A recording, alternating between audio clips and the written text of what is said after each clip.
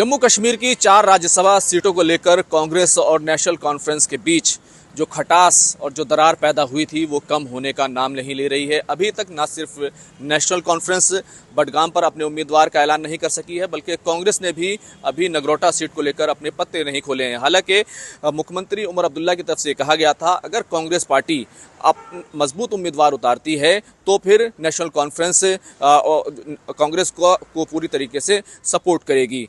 लेकिन दूसरी तरफ जो स्टेट कांग्रेस के प्रेसिडेंट हैं तारिक हमीद कर्रा, उन्होंने साफ तौर पर वाज़ेह तौर पर बयान दिया कि अगर जो टॉप लीडरशिप है उसको फैसला लेना है, लेकिन अगर कांग्रेस पार्टी ये फैसला करती है कि दोनों सीटों पर उम्मीदवार उतारने हैं तो उसके लिए भी मजबूत उम्मीदवार कांग्रेस पार्टी के पास हैं। तो कुल मिलाकर एक तरीके की खटास जो है दोनों के दरमियान अभी तक देखने में आ रही है। जो जराए के हवाले से खबर है कि कांग्रेस पार्टी नगरोटा सीट पर अपने उम्मीदवार का ऐलान आज कर सकती है और उसमें ठाकुर बलवान सिंह का नाम जो है सबसे आगे माना जा रहा है। लेकिन जिस तरीके के बयान आ रहे हैं, जिस तरीके की बातें हो रही हैं, चर्चा हो रही है कि कांग्रेस पार्टी जो है राज्यसभा में जिस तरीके से उनको चौथी सीट दी जा रही थी, जो अनसेफ सीट थी, उसको लेकर कांग्रेस पार्टी ने उम्मीदवार उतारने से इनकार कर दिया था।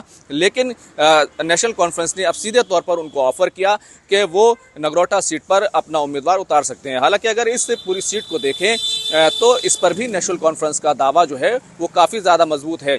गठबंधन के उम्मीदवारों के तौर पर यहाँ पर एक फ्रेंडली फाइट जो है वो देखने में आई थी। हालांकि जो भारतीय जनता पार्टी के उम्मीदवार थे दिवंगत देवेंद्र राणा जी, उन्होंने इस सीट पर 48,000 से ज़्यादा वोट हासिल करके 30,000 से ज़्यादा वोटों से जीत हासिल की थी। तो बीजेपी का दावा भले ही यहाँ पर मजबूत हो, लेकिन दूसरे नंबर पर जो उम्मीदवार थे वो नेशनल कॉन्फ्रेंस के जोगिंदर सिंह थे। उन्होंने 17,000 से ज़्यादा वोट हासिल किए थे, जबकि कांग्रेस पार्टी के जो उम्मीदवार थे उनका जो वोट है वो सिर्फ 5,979 तक ही सीमित रहा था। तो ऐसे में अगर दोनों पार्टियां मिलकर भी चुनाव लड़ती हैं तो फिर एक अच्छी फाइट जो है इस सीट पर देखने को मिल सकती है। लेकिन फिर भी बीजेपी का दावा इस सीट पर ज़्यादा मजबूत दिखाई दे रहा है। लेकिन उससे भी बड़ी बात यह है क्या कांग्रेस पार्टी यहाँ पर अपना उम्मीदवार उतारेगी या दोनों सीटों पर उम्मीदवार उतारेगी। बहरहाल इसका फैसला टॉप लीडरशिप को करना है।